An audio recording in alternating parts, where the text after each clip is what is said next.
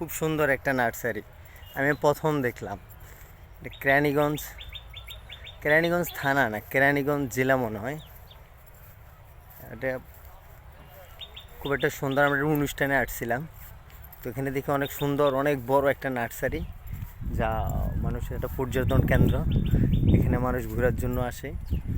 খুব সুন্দর একটা ভিউ, এবং এখানে পিকনিক স্পটের মতো এক কথা বললেই হয়, যে মানে কোনো অংশ কম নাই। একটা ঔষধি গাছ, একদিকে ফুলের গাছ, কাঠের গাছ, মানে কি গাছ নাই আমি এখনও নাই বলতে কোনো শব্দ দেখি নেই, যে গাছের বিশাল একটা সম্রাট এখানে। খুব সুন্দর একটা দৃশ্য, যা মুগ্ধকর একটা হাওয়ার মধ্যে, খুব মনোমুগ্ধ একটা জায়গা, যেখানে শুধু মানে যেদিকে তাকাবেন আপনি, মানে কোথায় তাকাবেন, এটা শুধু একটা ভাগ। এখানে প্রায় 18 থেকে 19টা ভাগের ভিতরে একটা বাঘ এখানে।